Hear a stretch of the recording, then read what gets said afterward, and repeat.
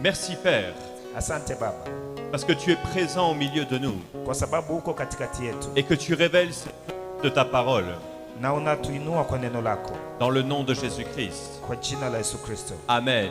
Amen. Et avant de t'asseoir, salue ton prochain. Mbele ya kukaa chini, msalimie jirani yako, Des deux côtés, dis-lui bienvenue dans la maison du mwambie Seigneur. karibu ndani ya nyumba ya Bwana. Voilà, donc je vous rappelle que hier on a vu quelque chose de très important. Na wakumbusha kwamba jana tulisema kitu cha maana sana. On a vu les trois choses qui doivent être dites si tu veux que quelqu'un se convertisse. Tuliona vitu vitatu ambavyo unatakiwa kusema kama unataka mtu abakie arudie kwa Kristo. Et écoute-moi bien mon frère, ma sœur. Nisikilize vizuri kaka dada. Tu vois, parfois il y a des gens qui m'amènent des gens pour que je leur parle de Jésus-Christ. Unajua kuna mara watu wananiletea watu wengine ili mimi niwaongelee juu ya Kristo. Je passe 20 minutes avec eux Nafanya dakika 12 pamoja nao. et la personne se convertit. Na huyo bwana anamuelekea Kristo. Et après les gens viennent vers moi et me disent, toi tu es pasteur et évangéliste. Alafu baadaye wanakuja kuniambia wewe ni mchungaji na mwinjilisti. Écoute, je te jure, je n'ai rien d'un évangéliste. Na kuambia kweli mimi sina chochote cha uinjilisti. Tu sais, même à un certain moment dans l'église, on faisait beaucoup de croisades, beaucoup de sorties, etc. Unajua hata kwa kipindi fulani kwa kanisa tulikuwa tunafanya mikutano mingi na vitu tofauti. Et Dieu m'a parlé à l'intérieur. Na Mungu aliniongelea kindani. J'ai entendu une voix qui m'a parlé. Nilisikia sauti inaniambia. Et cette voix m'a dit, tu n'es pas évangéliste. Na hiyo sauti kaniambia wewe sio Tu mwinjilisti. n'es pas évangéliste. Wewe sio mwinjilisti. La voix m'a dit, tu es pasteur et enseignant. Sauti kaniambia wewe ni mchungaji na mwalimu. Et puis la voix m'a dit, occupe-toi de tes ministères. Na sauti tena ikaniambia usika na huduma yako. Et du coup, j'ai arrêté tous ces programmes de faire tout le temps des croisades dans l'église, à l'extérieur, dans les... J'ai complètement réduit. Na ghafla nikawa nimeachana na hayo mambo ya kufanya mikutano nje, nikaipunguza kabisa. Avant, on faisait 1 ou 2 croisades par mois. Mbele tulikuwa tunafanya mikutano miwili ama moja kila mwezi. Maintenant, j'en fais 1 tous les 3 mois ou tous les 6 mois, ça dépend. Sasa kwa leo naanza kufanya moja kwa miezi mitatu ama miezi sita, inatokana. Pourquoi est-ce que je te dis ça? Kwa nini nakwambia hiyo? Parce que dans ma vie chrétienne, j'ai beaucoup de résultats pour amener les gens à Jésus-Christ. Kwa sababu katika maisha yangu ya Kikristo na matunda mengi ya kuleta watu kwa Yesu Kristo. Et ce n'est pas parce que je suis évangéliste. Na sio kwa sababu mimi ni mwinjilisti, Mais hapana. c'est parce que je sais ce qu'il faut dire aux gens pour qu'ils se convertissent. Kwa sababu tu najua kile yanatakiwa kuambia watu ili wabadilike wamwelekee Yesu. Et tu vois, si toi aussi tu apprends ce qu'il faut dire aux gens, Unaona, na wewe ukijifunza nini ambao wanatakiwa kuwa naambia watu, ils vont aussi se convertir. watamgeukia Yesu pia. Et tu vas aussi avoir des résultats. Na utapata pia matunda yako. Tu sais, personnellement, Unajua kipekee, je parle beaucoup de Jésus-Christ aux gens. naongelea sana juu ya Yesu Kristo kwa watu. J'essaye de parler à 10 personnes par semaine. Na najaribu kuongelea watu 10 kwa juma. Et j'essaye de maintenir ce rythme. Na najitahidi kuelekea katika hiyo hali. Mais tu vois, régulièrement j'entends des gens qui me disent, tu sais pasteur, telle personne a dit que c'est toi qui l'as amené à Jésus-Christ. Unajua kila wakati nasikia watu wananiambia, unajua mchungaji fulani katuambia wewe ndio ulimpeleka kwa Yesu. J'entends ça tout le temps. Nasikia hiyo kila mara. Écoute, je le répète, je n'ai rien d'un évangéliste, absolument rien. Naendelea kurudia, sina chochote cha uinjilisti hata kimoja. Mais je sais faire quelque chose. Lakini najaribu kufanya kitu. Je sais ce que les gens ont besoin d'entendre pour être sauvés. Najua nini watu wanahitaji kusikia ili waokolewe. Et si toi aussi tu sais dire ces choses, Na kama na wewe unajua kuvisema hivyo vitu, tu verras que ça va fonctionner utaona kwamba vitafanya kazi et que tu vas avoir des résultats. na utapata majibu yako. Je vais te dire quelque chose. Nitakwambia kitu kimoja. Quand j'ai commencé l'évangélisation, Wakati nilianza kupeleka injili, j'avais presque aucun résultat. nilikuwa sina hata jibu hata moja, hata tunda moja. Je me rappelle la première fois que j'ai fait de l'évangélisation, Unajua, nakumbuka wakati mara ya kwanza nilipeleka injili, on me disait parle à ce monsieur walikuwa wananiambia ongea na huyu bwana, et je ne savais même pas quoi dire. na sikuwa najua nitamwambia nini. Et j'ai continué, j'ai persévéré. Na nikaendelea, nikadumu. Et après 2 ans, Na baada ya miaka miwili je me suis aperçu que j'ai seulement amené une personne à Christ. nikagundua kwamba nimemleta tu mtu mmoja kwa Kristo, Mais le Seigneur m'a appris. lakini Bwana alinifundisha. Il m'a appris comment le faire Alinifundisha namna gani naweza kuifanya et ce qu'il faut dire. na nini natakiwa kumwambia, Et c'est ce que j'essaie de mettre à l'intérieur de toi. na niyo najaribu kuweka ndani yako Pour que pia, toi aussi tu puisses amener les gens à Christ. ili na wewe pia uweze kuleta watu kwa Kristo, Le faire facilement kuifanya kirahisi et avoir beaucoup de résultats. na kupata majibu mengi. C'est la volonté de Dieu pour ta vie. Ni mapenzi ya Mungu juu ya maisha yako. Amen. Amen. Donc, écoute, je veux te donner juste 2 ou 3 méthodes que j'utilise Kwa hiyo nitakupatia mbinu karibia 3 ambazo mimi natumia, pour que je dis tout le temps aux gens pour qu'ils se convertissent. ambazo naambia watu kila mara ili waje kwa Yesu. Donc, la première méthode que j'utilise, Mbinu ya kwanza ninayotumia j'utilise ce que j'appelle la méthode du livre. ni ile mbinu naita ya kitabu. Donc, ce que je dis aux gens, Kwa hiyo nawaambia watu, je leur dis que Dieu a un livre nawaambia kwamba Mungu ana kitabu, et que dans ce livre, na ndani ya hicho kitabu il a écrit tous leurs péchés. anaandika dhambi zao zote, Et que quand les gens meurent, na wakati watu wanakufa ils se présentent devant Dieu. wanaenda mbele za Mungu, Et Dieu ouvre ce livre na Mungu anafungua hicho kitabu et il juge les gens en fonction de ce qu'il a écrit dans ce livre. na anahukumu watu sawasawa na vile alivyoandika ndani ya hicho kitabu. Donc, je te laisse le temps de noter. Donc, c'est la méthode, ce que j'appelle la méthode du livre. Nitakuachia wakati wa kuandika. Hiyo ndiyo mbinu naita mbinu ya kitabu. Donc, pour convaincre les gens qu'ils sont pécheurs, Kwa hiyo ili ushawishi watu kwamba ni watenda dhambi, je leur dis que Dieu a un livre nawaambia kwamba Mungu ana kitabu, et que dans ce livre, il a écrit tous leurs péchés na ndani ya hicho kitabu ameandika dhambi zao zote, depuis le jour de leur naissance kuanza siku wamezaliwa jusqu'au jour de leur mort. mpaka siku yao kufa, Et que quand ils meurent, na kwamba wakati watakufa ils se présentent devant Dieu watakuwa mbele za Mungu, et que Dieu ouvre ce livre, na Mungu atafungua hicho kitabu qu'il lit ce qu'il y a dedans na atasoma ambayo yameandikwa ndani, et il juge les gens pour leurs péchés. na atahukumu watu sawasawa na dhambi zao.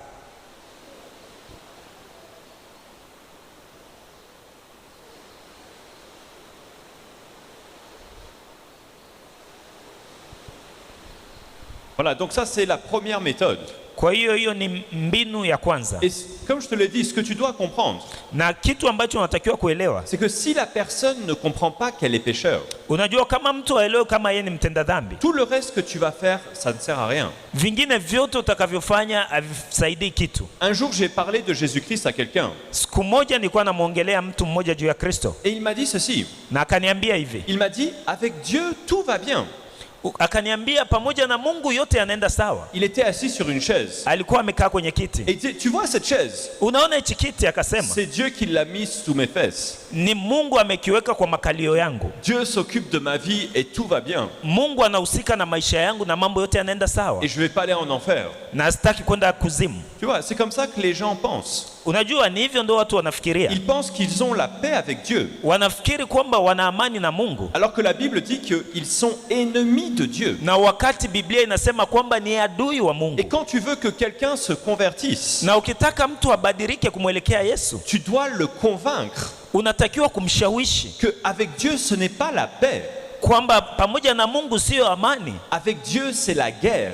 pamoja na Mungu ni vita. Et que la preuve même, c'est que Dieu prend note de toutes ses fautes et de tous ses péchés. Na kidhibiti ni kwamba Mungu anaandika dhambi zake zote na makosa yake Et yote, que quand il va mourir, na kwamba wakati atakufa Dieu va ouvrir un livre Mungu atafungua kitabu et il va le juger na atamhukumu et il va le punir. na atamwazibu. Et c'est là où on vient à la deuxième étape qu'on a vue hier. Na ni hapo tunaangalia ile hatua ya pili tuliyoona jana. Hier, qu'est-ce qu'on a dit?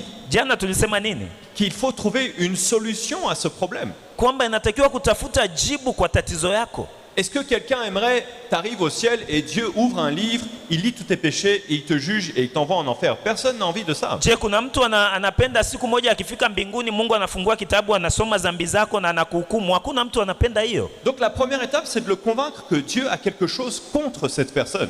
Kwa hiyo cha kwanza ni kumshawishi kwamba Mungu ana kitu anachochukia kwa huyo mtu. La deuxième étape, Na hatua ya pili c'est de le convaincre de la solution. ni kumshawishi kuhusu majibu. Donc qu'est-ce que les gens disent? Kwa hiyo nini watu wanasema? Les gens disent, oui, c'est vrai, je suis pécheur, Watu wanasema ndiyo, ni kweli mimi ni mtenda mais je dhambi, fais des bonnes œuvres. lakini ninafanya matendo mazuri. Ou alors ils disent, oui, c'est vrai, je suis pécheur, Au wanasema ndiyo mimi ni mtenda dhambi, mais je prie. lakini ninaombaga. D'autres disent, oui, c'est vrai, je suis pécheur, Wengine wanasema ndiyo mimi ni mtenda dhambi, mais je me repens tous les jours. lakini ninatubu kila siku. Et tu vois, la deuxième méthode que je veux te donner, Na wewe, mbinu ya pili ambayo nitakupatia c'est de te servir de versets de la Bible. ni kutumika na zile vesi za Biblia. Donc, un verset que tu peux utiliser. Vesi mojawapo ambao unaweza ukatumia. S'il te dit, oui, c'est vrai, je suis pécheur, Akikwambia ndiyo, ni kweli mimi ni mtenda dhambi, mais je fais des bonnes œuvres, lakini ninafanya matendo mazuri, tu peux lui montrer, par exemple, Romains chapitre 3, verset 28. unaweza ukamwonyesha kwa mfano Warumi sura ya 3 na mstari wa 28. Romains chapitre 3, verset 28. Warumi sura ya 3 na mstari wa 28.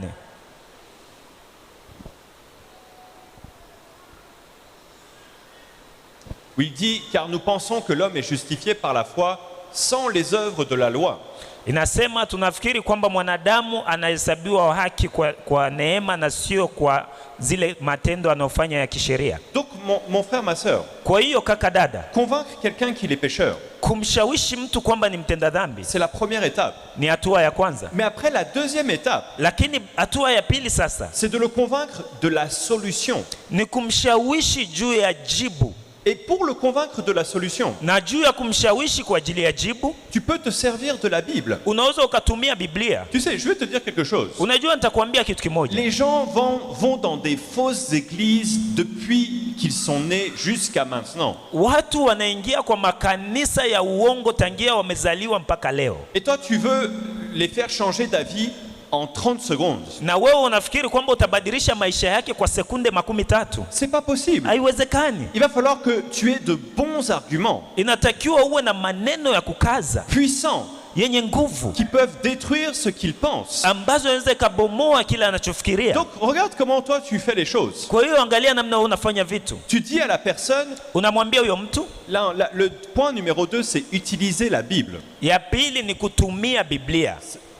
Ok, donc toi tu viens vers la personne Kwa hiyo wewe unamwendea huyo mtu et tu lui dis, na unamwambia tu es pécheur. wewe ni mtenda dhambi. Ok, tu as réussi à le convaincre, tu lui as dit le livre, etc., etc. Okay, umefanikiwa kumshawishi, umemwongelea juu ya kitabu na mambo tofauti, Mais après tu viens avec la solution. lakini baadaye unakuja na jibu. Lui il dit, Yeye anasema je dois me repentir tous les jours. natakiwa kutubu kila siku, Et toi tu dis, non, c'est Jésus. na wewe unasema hapana, ni Yesu. Et après il va dire, non, il faut se repentir. Na baadaye anasema anatakiwa Et kutubu, après tu dis, non, c'est Jésus. alafu tena anasema hapana, ni Yesu. Dans mon église on dit c'est Jésus. Ndani ya kanisa langu wananiambiaga ni Yesu, Dans mon église on dit c'est se repentir. kwa kanisa langu wanasema kutubu. Qu'est-ce qui va vous départager? Nini ambayo itawagawanya? C'est la parole de Dieu. Ni neno la Mungu. Donc si quelqu'un te dit, oui, je sais, mais je fais des bonnes œuvres. Kwa hiyo mtu akikwambia ndio najua, lakini ninatenda matendo mema, Oui, non, c'est pas par les œuvres, c'est par Jésus. ndio hapana, sio kwa matendo, ni kumpitia Non, Yesu. c'est pas par Jésus, c'est par les œuvres. Ndio hapana, sio kupitia Yesu, ni kupitia matendo mema. Tu n'as pas de force.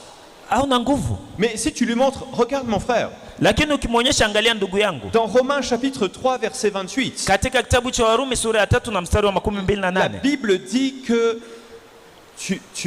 la Bible dit que ce n'est pas par les œuvres, mais c'est par la foi. Biblia inasema sio kwa matendo bali ni kwa imani. Donc c'est par la foi sans les œuvres. Kwa hiyo ni kupitia imani bila matendo. Multimédia, juste enlève ce que tu fais parce que tu es en train de me déranger. Juste ne fais plus ton truc là. Donc Multimedia uangalie vizuri kwa sababu unatusumbua. quand tu te sers de la Bible, Kwa hiyo wakati unatumia Biblia, ça te permet de convaincre la personne inakusaidia kumshawishi huyo mtu et de vous départager entre vous. na kuwapatia majibu kati yenu. S'il ne veut pas croire la parole de Dieu, Kama hataki kuamini neno la Mungu, tant pis pour lui. kwa hiyo hatujui tutafanya nini kwake tena. Un autre exemple, Mfano mwingine, il y a des gens qui peuvent te dire, oui, mais moi j'ai été baptisé dans l'eau. kuna watu wanaweza kuambia ndiyo, mimi nilibatizwa kwa maji. Et là, tu peux te servir de 1 Corinthiens chapitre 1 verset 18. Na hapo unaweza ukatumia Wakorinto wa kwanza sura ya kwanza na mstari wa 18. 1 Corinthiens chapitre 1 verset 18. Wakorinto wa kwanza sura ya kwanza na mstari wa 18. Regarde qu'est-ce qu'il dit. Angalia nini nasema. Pardon, c'est verset 16 ou 17. Nafikiri ni mstari wa 16 au wa 17. Où il parle du baptême d'eau. Anasema juu ya ubatizo wa maji. Où il dit, Christ ne m'a pas envoyé pour baptiser, mais pour Verset 17, il dit « Ce n'est pas pour baptiser que Christ m'a envoyé, c'est pour annoncer l'évangile, et cela sans la sagesse du langage, afin que la croix de Christ ne soit pas rendue vaine. » Inasema kwamba sio kubatiza ndio Kristo amenituma, lakini kwa ajili ya kutangaza Injili, na hiyo bila kutumia hekima ya maneno, bali ni msalaba ambao unafanya kazi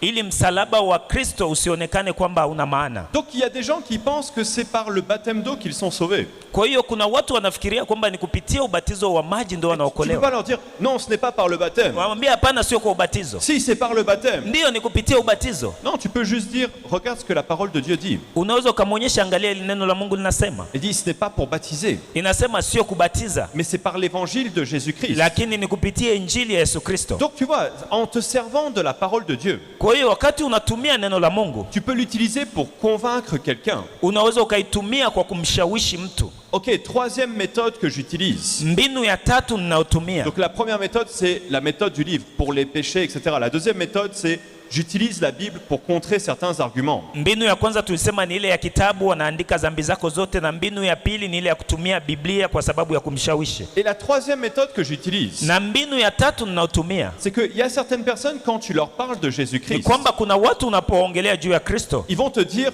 oui, mais moi je me repens tous les jours. watakwambia ndiyo, lakini mimi ninatubu kila siku. Qui a déjà entendu quelque chose comme ça? Nani ambaye ameshasikia kitu kama hicho? Si tu n'as pas levé la main, à partir de maintenant, tu vas commencer l'évangélisation Kama personnelle. ukuinua mkono, inatakiwa kuanzia sasa uanze kupeleka injili kipekee. Donc il y a des gens, tu leur dis, Dieu a noté tous tes péchés dans un livre. Kwa hiyo kuna watu unawaambia Mungu ameandika dhambi zote katika kitabu, Et quand tu vas mourir, na wakati utakufa tu vas te présenter devant Dieu. utajikuta mbele ya Mungu, Et il va ouvrir le livre. na atafungua kitabu Et il va te juger, il va te punir. na atakuhukumu, Et puis la personne va te dire comme ça, na huyo mtu atakwambia hivi, oui, mais je me repens tous les jours.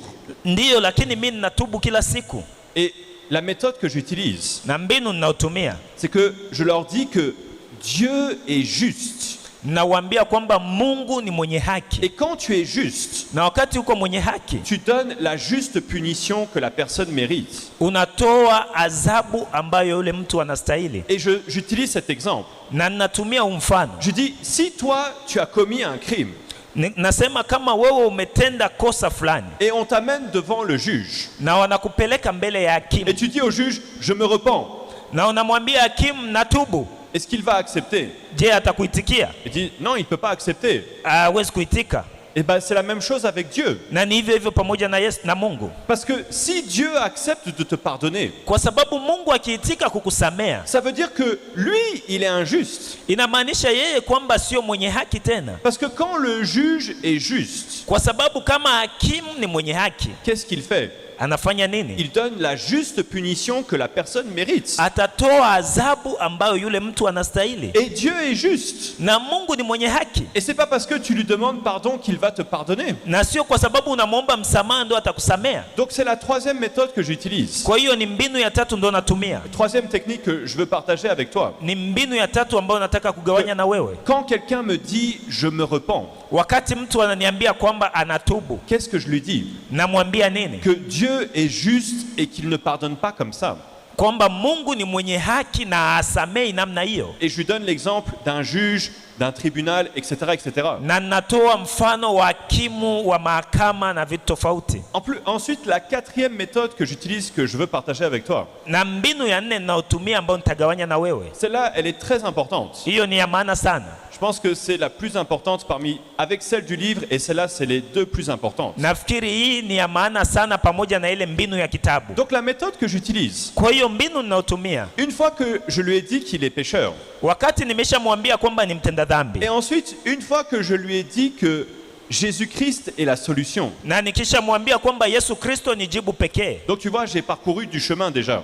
unaona tayari nimeshafanya njia fulani. Je veux entrer dans la troisième étape, mais j'essaye de vérifier quelque chose. Nataka kuingia kwa hatua ya tatu, lakini najaribu kuchunguza kitu fulani. Donc je lui ai parlé du livre, Kwa hiyo namwongelea kuhusu kitabu, je lui ai parlé de la justice de Dieu, namwongelea juu ya haki ya je Mungu, lui ai parlé de Jésus-Christ qui est mort à la croix. namwongelea Yesu Kristo aliyekufa Et msalabani, après, j'utilise cette technique très intéressante na baadaye natumia hii mbinu ambayo ni ya kuvutia sana, pour être sûr que la personne ait bien compris.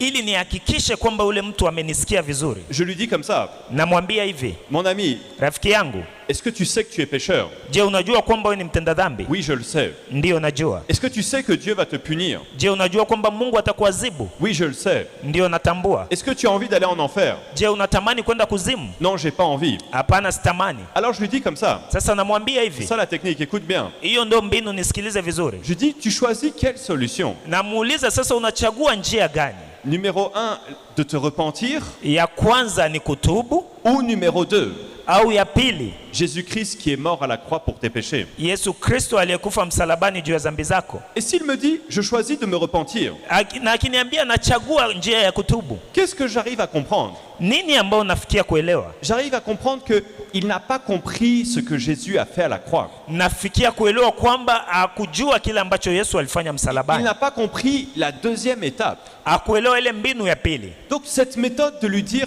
qu'est-ce que tu choisis pour être sauvé? Kwa hiyo mbinu ya kumuuliza unachagua njia gani ili uokolewe, De te faire baptiser, ya kubatizwa ou Jésus-Christ qui est mort à la croix pour toi? au Yesu Kristo aliyekufa msalabani kwa ajili yako? S'il me dit de me faire baptiser, Akiniambia nachagua njia ya kubatizwa, directement je comprends que ça sert à rien de lui faire faire la prière du pécheur, il n'a rien compris. moja kwa moja naelewa kwamba hakuelewa kitu, haitakiwi nimwambie yale maombi ya kutubu. Tu vois, mon frère, ma sœur, si je te donne ces techniques, Unajua kaka, dada, kama nakupatia hii mbinu c'est pour que tu puisses augmenter tes résultats. ni ili uweze kuongeza majibu yako, Parce que quand tu fais faire la prière du pécheur à quelqu'un qui n'a rien compris, kwa sababu kama unataka kumpeleka mtu katika maombi ya kutubu na kuelewa kitu, tu es en train de perdre ton temps unapoteza wakati wako et tu es en train de perdre son temps na pia unampotezea yeye et wakati, tu es en train de faire passer toute l'église de protestants pour des fous. na unafanya kanisa yote ya waporo kuwa wajinga. Donc quand tu lui dis ceci, Kwa hiyo wakati unamwambia hivi, tu es pécheur, n'est-ce pas? wewe ni mtenda dhambi, si ndio? Tu vas aller en enfer, n'est-ce pas? Unaenda kuzimu, si ndio? Quelle solution tu choisis? Sasa njia gani unachagua? De prier Ya kuomba ou Jésus-Christ qui est mort à la croix pour toi? ama Yesu Kristo aliyekufa msalabani kwa ajili yako? Quand il te dit Jésus-Christ qui est mort à la croix pour moi, Anapokuambia namchagua Yesu Kristo aliyekufa msalabani kwa ajili yangu, directement je sais qu'il a compris mon message. moja kwa moja ninajua kwamba ameelewa ujumbe wangu. Mais tant qu'il ne peut pas me le dire, Lakini kama hawezi kuniambia, qu'est-ce que je fais? nitafanya nini? Je retourne en arrière Narudia nyuma, et je lui réexplique. namwambia tena tena na tena tena na tena. Donc mon frère, ma sœur, Kwa hiyo kaka, dada, n'avance pas tant que tu es sûr que la personne n'a pas compris. usiendelee mpaka uwe na uhakika kama mtu unayemwongelea Parce ameelewa, qu'il y a des gens, tu leur parles, kwa sababu kuna watu tu unawaongelea, leur dis tout. unawaambia yote, Et après tu viens et tu leur dis, si tu meurs aujourd'hui, où est-ce que tu vas aller? na baadaye unakuja waambia, sasa ukifa leo utaenda wapi? Je vais aller au ciel. Utaenda mbinguni. Et puis finalement, tout ce que tu as dit n'a servi à rien. Na baadaye vyote ulivyomwambia havisaidii Mais kitu. si tu fais les choses étape par étape Lakini ukifanya vitu hatua baada ya hatua nyingine, et que tu te sers des techniques que je viens de te donner, na ukitumia hizi mbinu ninazokupatia, tu vas voir que tu vas avancer intelligemment. utaona kwamba utaendelea kiakili, Et que quand tu vas arriver à la fin, na wakati utafikia mwisho, la personne sera prête pour recevoir Jésus-Christ. huyo mtu atakuwa tayari kumpokea Yesu Kristo. Ensuite, la quatrième technique que j'utilise, Na ya kufuata mbinu ya nne ninayotumia c'est de lui poser des questions ni kumuuliza maulizo, pour voir s'il a compris de quoi je parle. ya kuuliza kama ameelewa nini ninamwongelea. Je pose des questions comme ceci. Nauliza maulizo kama haya: Si tu meurs aujourd'hui, où est-ce que tu penses que tu vas aller? ukikufa leo unafikiria kwamba utaenda wapi? Je pose pas ces questions tout au début, je les pose au début, au milieu et à la fin. Siulizi hayo maswali mwanzo tu, nauliza mwanzo, katikati na mwisho. Je lui demande quelle est la seule solution pour tes péchés. Namuuliza ni jibu gani pekee kwa dhambi zako. Je lui demande, est-ce que tu penses que tu as déjà reçu Jésus-Christ? Namuuliza, je, unafikiri kwamba umeshampokea Yesu Kristo kwa maisha yako? Donc je lui demande, où est-ce que tu penses que tu vas si tu meurs? Namuuliza, unafikiria utaenda wapi ukifa? Je lui demande, quelle est la solution pour tes péchés? Namuuliza, jibu ni gani kwa dhambi zako? Je lui demande, est-ce que tu as déjà reçu Jésus comme ton sauveur personnel? Namuuliza, je, umeshampokea Yesu kama Bwana na Mwokozi wa maisha yako? Et je lui demande aussi, comment est-ce que tu as reçu Jésus comme ton sauveur personnel? Na namuuliza tena, namna gani umempokea Yesu kama Bwana na Mwokozi wa maisha yako? Donc ces questions, ça me permet de savoir est-ce qu'il a compris, est-ce qu'il est prêt, etc., etc. Kwa hiyo hizo ulizo zinanisaidia kuelewa kama ameelewa, kama yuko tayari na kadhalika. Et tu vois, quand je vois que, ok, numéro 1, il a compris qu'il est pécheur. Kwa hiyo nikiona kwamba ya kwanza ameelewa kwamba yeye ni mtenda dhambi. Numéro 2, il n'a pas compris que Jésus est la solution. Ya pili akuelewa kwamba Yesu ndiyo jibu. Je sais ce que je dois lui dire. Najua nini nitamwambia. Je ne vais pas tout reprendre au début, je sais là où je dois reprendre et ce que je dois faire. Na hapo sitakuwa na haja ya kurudia vyote tokea mwanzo, lakini nitajua nini nitasema na nini nifanye. S'il pense qu'il est pécheur, Kama akiwaza kama ni mtenda dhambi, qu'il pense que Jésus est la solution, na akifikiria kwamba Yesu ndiyo jibu, qu'il pense qu'il a reçu Jésus-Christ, akifikiria kwamba amempokea Yesu Kristo, qu'est-ce que je vais faire? nitafanya nini? Je vais essayer de savoir comment est-ce qu'il a reçu Jésus-Christ. Nitajaribu kujua namna gani amempokea Kristo. Donc mon frère, ma sœur, je veux te donner ces techniques pratiques. Kwa hiyo kaka na dada, nitakupatia hizi mbinu zinazofanya Parce kazi. que l'évangélisation, c'est quelque chose de pratique. Injili ni kitu kinachofanya kazi, C'est pas un discours que tu donnes à quelqu'un, sio maneno tu unamwambia mtu, mais c'est une solution à un problème qu'il a. lakini ni majibu kwa tatizo alilonalo. Donc quand tu poses des questions à la personne, Kwa hiyo wakati unauliza hayo maulizo kwa mtu, tu arrives à savoir qu'est-ce qu'il a compris et qu'est-ce qu'il n'a pas compris. unafikia kujua nini ameelewa na nini hakuelewa. Et quand tu vois qu'est-ce qu'il n'a pas compris, Na ukijua nini hakuelewa, tu sais ce que tu dois lui dire. unajua moja kwa moja nini utamwambia. Tu sais sur lequel des 3 étapes qu'on avait données le deuxième jour, sur laquelle tu dois revenir. Unajua kwa zile mbinu tatu tulitoa siku ya pili ni ya wapi ambao utarudilia. Tu sais là où tu dois insister. Unajua wapi ambako utasisitiza. Et c'est seulement quand il traverse ces 3 étapes Na ni tu kama wakati anavuka hizo mbinu tatu que tu peux faire la prière avec lui. ndio unaweza ukafanya maombi pamoja naye sasa. Amen. Amen. Je prie pour que Dieu te donne plein de gens que tu puisses amener à Christ. Naomba Mungu akupatie watu tele ili wawalete kwa Kristo. Je prie qu'à partir de ce soir, Naomba kuanzia jioni hii que Dieu change ton évangélisation personnelle. Mungu abadilishe injili yako ya kipekee. Tu sais, je vais te dire quelque chose. Unajua nitakwambia kitu kimoja. Certains d'entre vous, Wamoja kati yenu ça fait des années que vous évangélisez mmeshafanya miaka mnapeleka injili et les résultats sont bien maigres. na matunda ni machache sana. Ce sont les 7 vaches d'Égypte toutes maigres.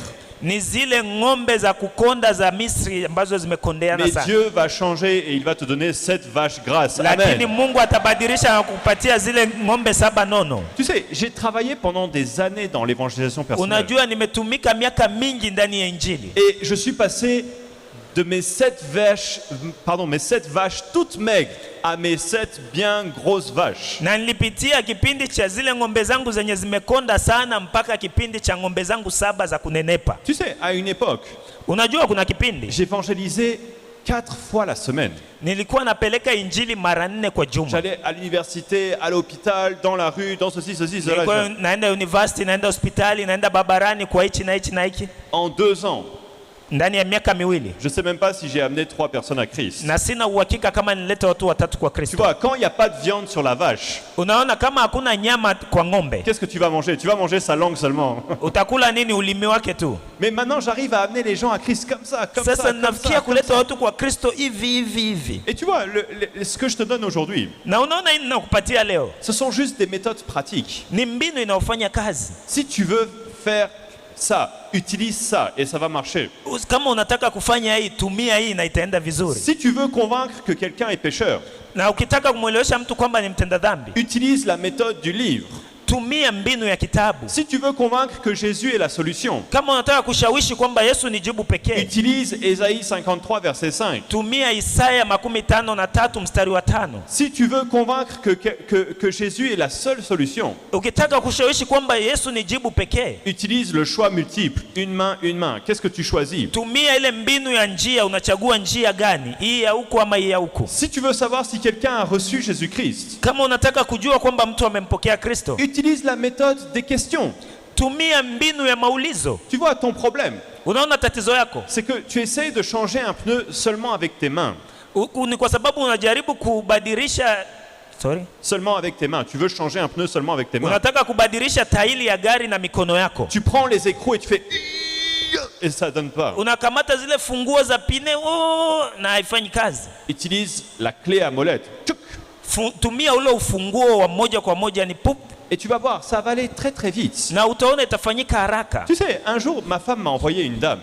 Unajua siku moja mke wangu alinitumia mama mmoja. C'était une vieille dame un peu courbée. Alikuwa mama mzee ambaye mgongo Elle l'a umeshajikunja. envoyé avec un protocoleur.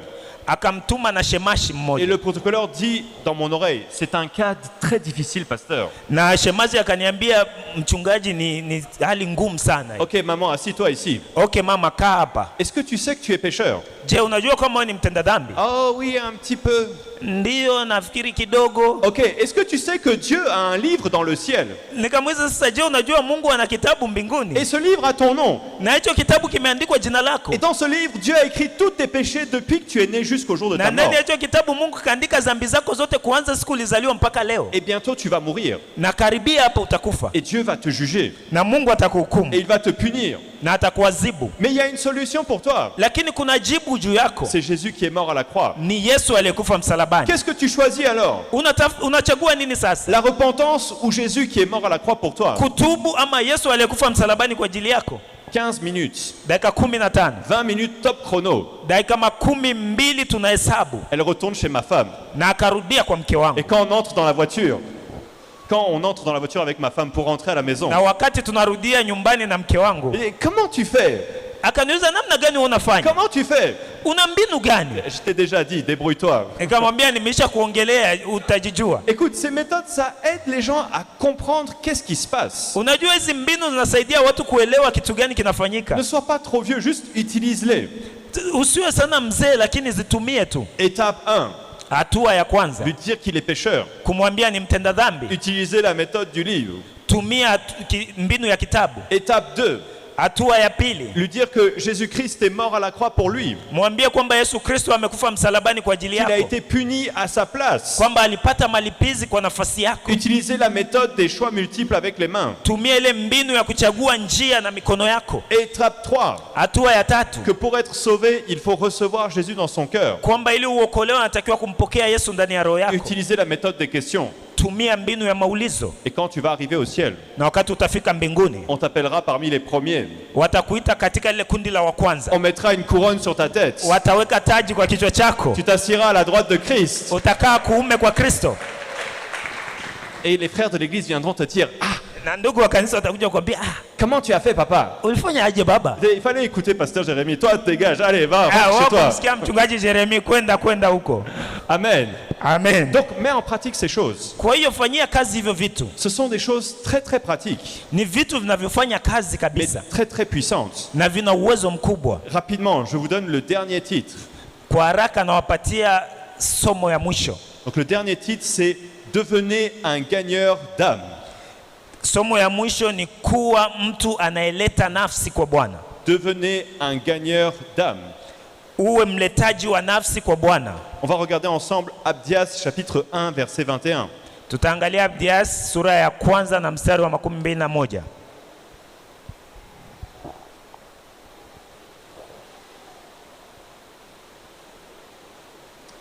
Abdias chapitre 1 verset 21. Comme on n'a pas de temps, on va directement regarder ensemble sur l'écran. Tutaisoma pamoja kwenye television.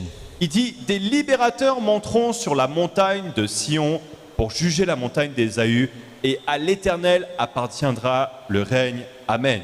Anasema wale wa kutuacha huru watapanda juu ya mlima wa Sayuni kwa ajili ya kuhukumu mlima wa Esau, na Bwana atawapatia utawala. Mon frère, ma sœur, je vais t'apprendre quelque chose de très important ce soir.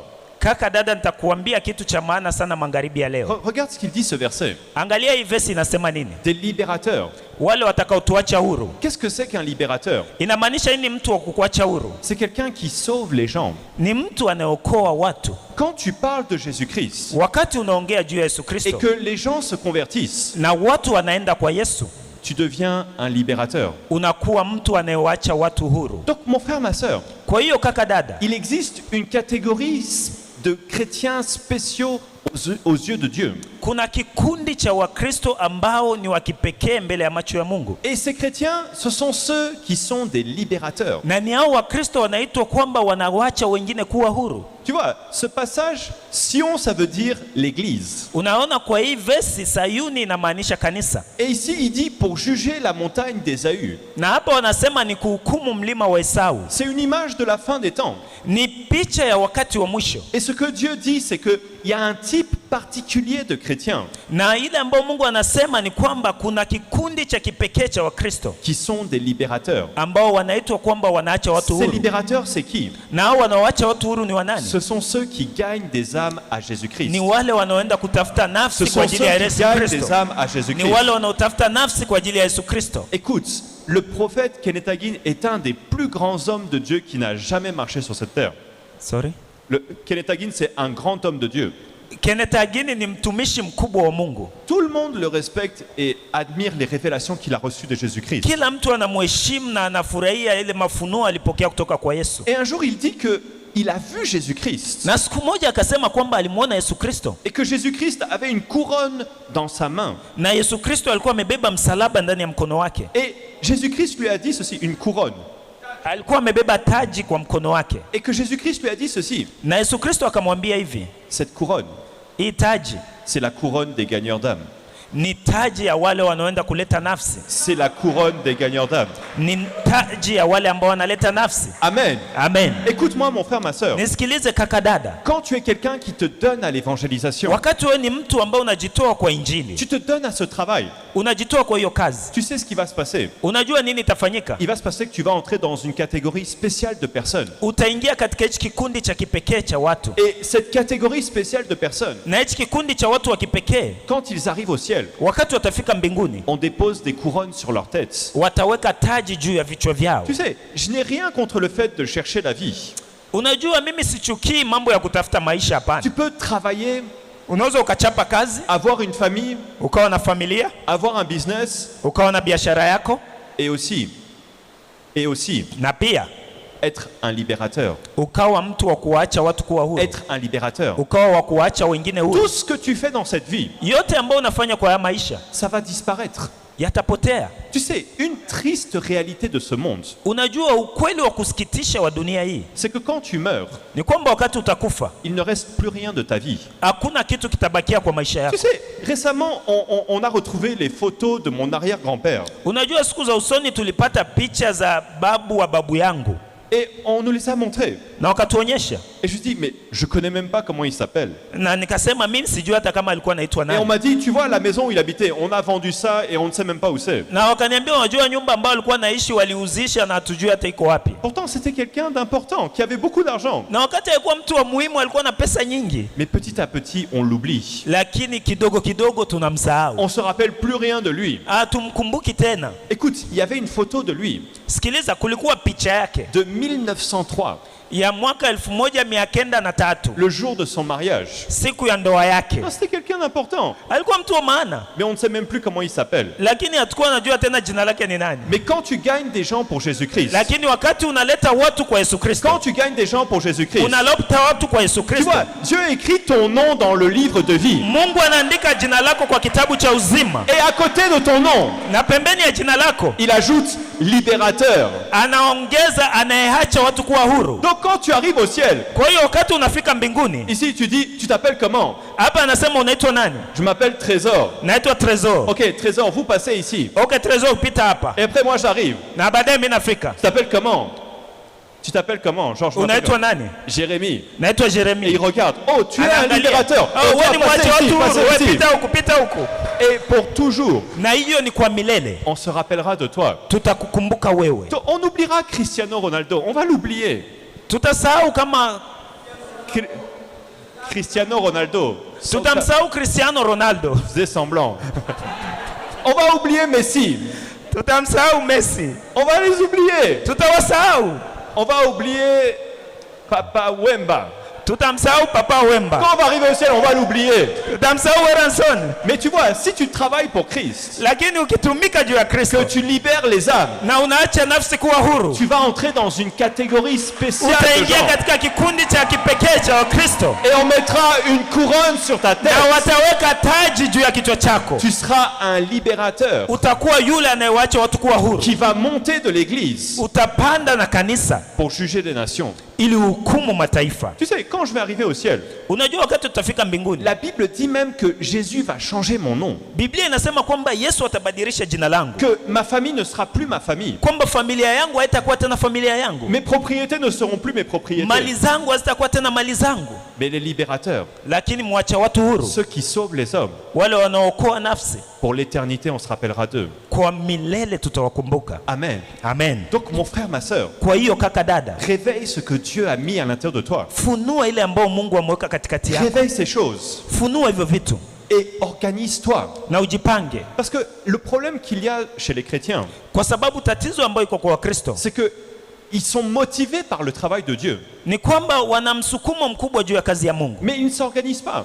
lakini hawajipangi. Je vais te donner un exemple. Nitakupatia mfano. Si tu veux devenir boulanger, Ukitaka kuwa mtu wa kutengeneza mikate, la pire chose que tu peux faire, kitu cha ajabu ambacho unaweza ukafanya c'est de te coucher dans ton lit ni kulala ndani ya kitanda chako et de commencer à imaginer une boulangerie na kuanza kufikiria sehemu ya kutengeneza mikate, avec beaucoup de clients, na unapokea wateja wengi, beaucoup d'argent. unapokea pesa nyingi. C'est la meilleure façon d'échouer, Ni mbinu bora ya kushindwa, n'est-ce pas? si ndio? Si tu veux devenir boulanger, Kama unataka kuwa mtengeneza mikate, d'abord tu dois apprendre le métier. kwanza unatakiwa kujifunza hiyo kazi. D'abord tu dois travailler pour un boulanger. Kwanza unatakiwa kumtumikia mtu mmoja anayetengeneza mikate, Après tu dois investir, na baadaye unatakiwa kuwekeza, t'organiser. unatakiwa kujipanga. Et mon frère, ma sœur, Na ndugu kaka, si tu veux devenir un gagneur d'âme, kama unataka kuwa mtu anayeleta nafsi kwa Bwana, c'est pas en t'imaginant le soir comment tu vas le devenir, sio kwa kubakia kufikiria magharibi namna gani utakuwa, mais il faut que tu t'organises. lakini unatakiwa kujipanga. Il faut que tu participes dans un groupe qui gagne des âmes. Unatakiwa kushiriki katika kikundi kinachotafuta nafsi, Et moi, je pense que le meilleur endroit, c'est dans les groupes de prière na mimi nafikiria sehemu bora zaidi ni vile vikundi vya maombi ou dans les groupes d'évangélisation au vile vikundi vya kupeleka injili ou dans n'importe quel groupe qui fait de l'évangélisation.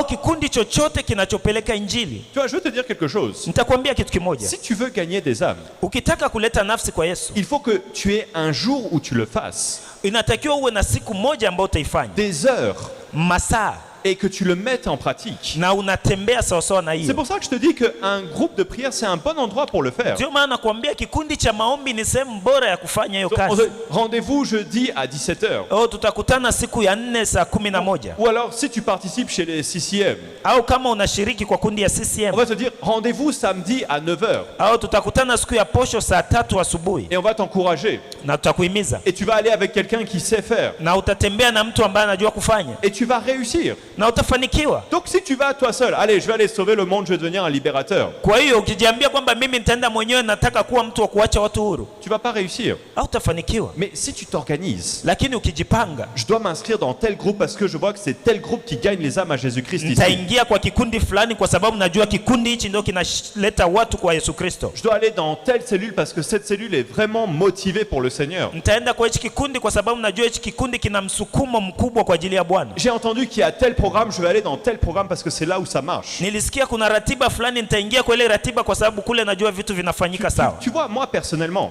Unajua mimi kipekee, avant d'être pasteur, mbele ya kuwa je mchungaji, faisais trop d'évangélisation. nilikuwa napeleka injili sana, Et puis quand je suis devenu pasteur, na wakati sasa nimekuwa mchungaji j'ai arrêté. nikaacha, Mais je voulais reprendre. lakini nitaka nirudilie. Je sentais dans mon cœur, il faut que je reprenne. Nilikuwa nahisi ndani ya roho yangu inatakiwa nirudilie, Et je ne savais pas comment faire. na sikuwa najua nifanye nini. Alors un jour, j'étais allongé dans mon lit Sasa siku moja nilikuwa nimenyooka et kitandani j'ai vu une main qui a écrit quelque chose. na nikaona mkono ambao umeandika kitu. Non, non, non, non, non. Hapana, hapana, hapana. Comment est-ce que j'ai fait? Namna gani nilifanya? J'ai réfléchi. Nilifikiria, Je dis, pour faire de l'évangélisation, ili kufanya injili je ne peux pas aller dans la rue. siwezi kwenda kwa barabara. Donc tu sais ce que j'ai fait? Kwa hiyo unajua nilifanya J'ai nini? organisé un groupe dans l'église. Nilianzisha kikundi ndani ya kanisa, À la fin du culte, na baada ya ibada ils cherchent les gens qui ne sont pas sauvés dans l'église. wanatafuta watu ambao hawajaokoka ambao wako kanisani, Et ils me les amènent. na wananiletea, Et je m'assois avec eux pour leur parler de Jésus-Christ. na naketi pamoja nao ili niwaongelee juu ya Je fais Kristo. 3 dimanches, Nafanya Jumapili 3, 3 mardis siku ya pili 3, et 3 samedis. na siku ya posho 3. Ça fait 9 personnes. inakuwa watu kenda. Donc si tu veux être un gagneur d'âme, Kwa hiyo ukitaka kuwa mtu anayeleta nafsi kwa Bwana, ça commence ici. inaanza hapa, Ça commence ici. inaanzia hapa. Quand tu as voulu aller à l'université, comment tu as fait? Wakati ulienda university ulifanya Tu nini? as commencé ici. Ulianzia hapa. Quand tu as voulu faire ton business, tu as commencé où? Wakati ulitaka kufanya biashara yako ulianzia wapi? Tu as commencé ici. Ulianzia hapa. Donc tout ce que je te dis sur les gagneurs d'âme, Kwa hiyo yote ninakuambia juu ya kuleta nafsi, les couronnes, les titres, c'est la vérité. kupata zile taji na vitu tofauti ni ukweli. On n'a pas eu le temps, mais sinon je t'aurais montré dans la Bible. Je t'aurais montré dans la Bible où il parle de couronne pour les gagneurs d'âme. Hatuna wakati ningekuonyesha kwenye Biblia wapi wanaongea juu ya taji kwa wale wanaoleta nafsi. Mais si tu veux le devenir, Lakini sasa kama unataka kuwa, il va falloir que tu réfléchisses inatakiwa ufikirie et que tu travailles na utumike et que tu travailles dur. na utumike nguvu. Regarde avec moi ce verset dans Actes chapitre 5 verset 42, le verset qu'on a donné le premier jour. Angalia katika kitabu cha Matendo ya Mitume sura ya 5:42. Hii verse tulitoa siku ya kwanza. Actes chapitre 5 verset 42. Matendo ya Mitume sura ya 5 mstari wa 42. Regarde, toutes les personnes de l'église primitive, Watu wote wa kanisa la kwanza on les voit comme des héros.